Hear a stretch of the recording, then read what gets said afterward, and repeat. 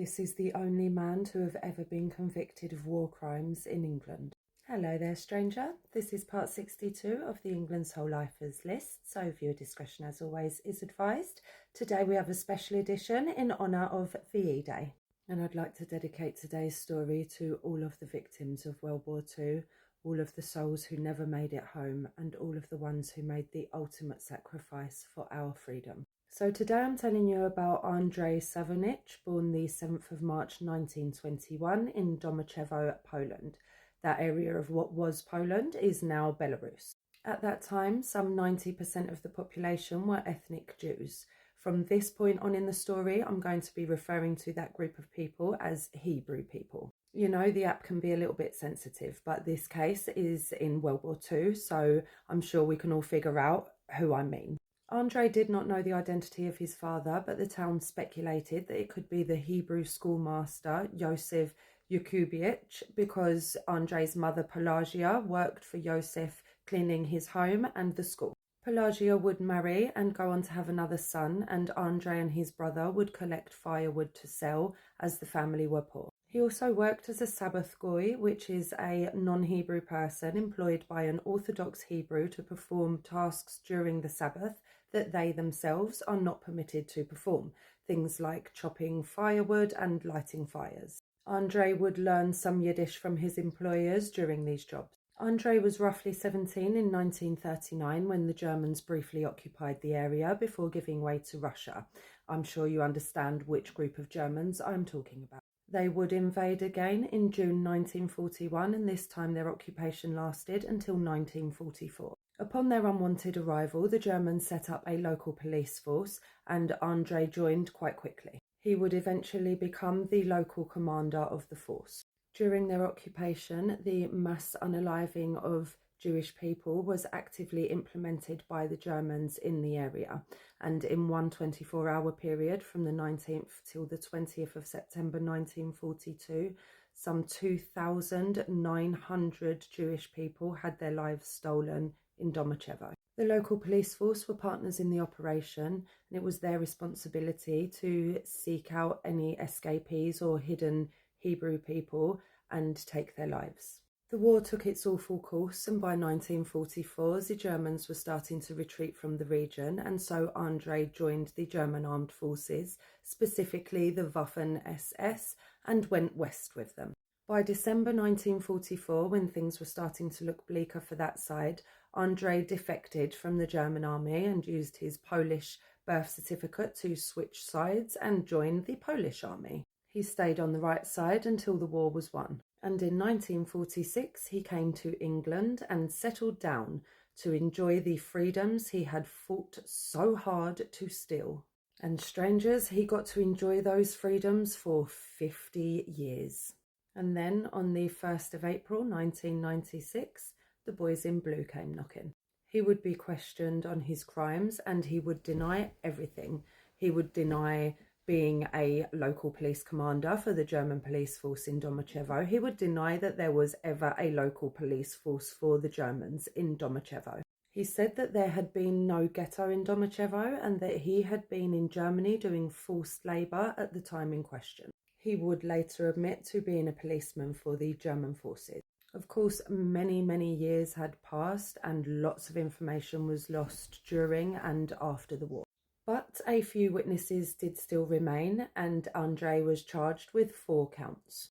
This part is a little bit complicated because all 4 counts were heard in front of the jury. All 4 testimonies of the witnesses were heard, but 2 of them were deemed inadmissible. And so of the original 4 counts, only 2 were left standing. By now it's 1999, and Andrei was an older man himself. When he was on the stand giving evidence, he lost all composure when being questioned about a particular document. The document was not actually part of the evidence, but had been mentioned by a British police officer giving evidence in the trial. And the document in question was a missing persons report issued by a Waffen-SS unit in late November of 1944. And the missing person in question was Andrei. Andrei accused the British police of being in cahoots with the KGB and of fabricating lies and evidence about him. He acknowledged that the Waffen-SS unit had accurate personal details about him, but denied ever having been part of the unit or of any German forces in any capacity. The evidence against Andrei came in the form of 2 eyewitnesses and is as follows. Alexander Bagley was 13 years old and was at home in a tiny village just outside of Domachevo on the day of the massacre, and he heard the shooting. A couple of days after the event, he went with an older friend who was 16 years old to the ghetto site in Domachevo to scavenge for clothes and shoes. They were caught by police and taken to the station. According to Alexander, Andrei then took the boys to the edge of the ghetto site where they encountered 2 policemen guarding 2 Hebrew men and a woman who were stood on the edge of a freshly dug pit.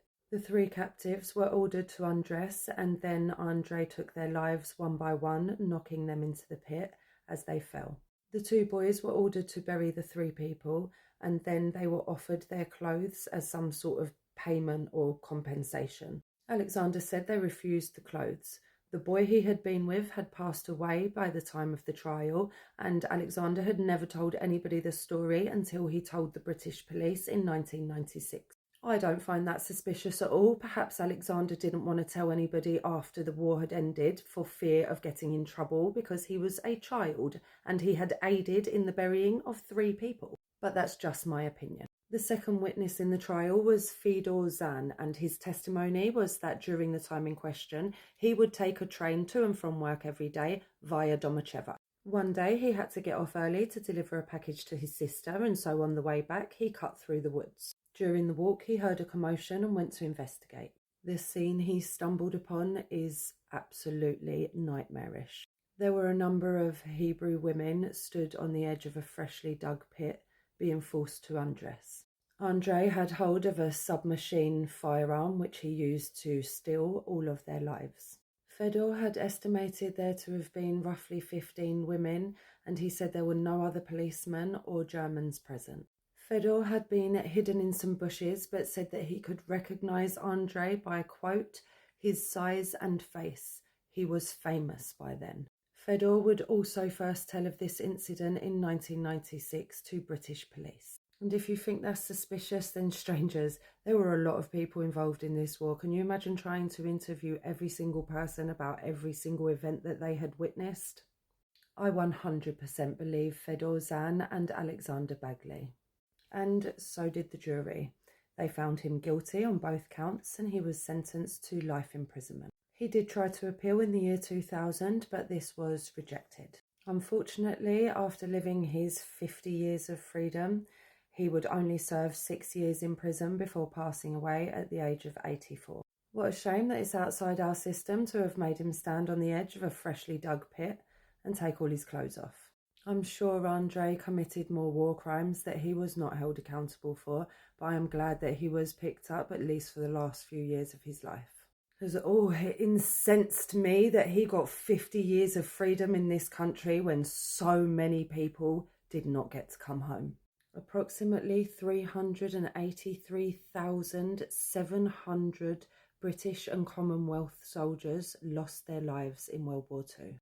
It wasn't just the Brits and the Allies that fought this war. They had help from all over the Commonwealth, Australia, from India, New Zealand, South Africa, North Africa, thousands and thousands. And I, for one, am grateful for every single one of them. They stood together, they fought together, they died together, so that we can sit here with our freedoms and even have these debates. So wave your flags high tonight, strangers, light your candles, have a tipple. Happy VE Day. And I'd just like to send a prayer to any and everybody who is affected by the raging conflicts that are still happening to this day worldwide. Rest in peace to the millions and millions of victims of war. And strangers, if you've stayed with me up until now, then thank you for watching, and I will see you for the next one.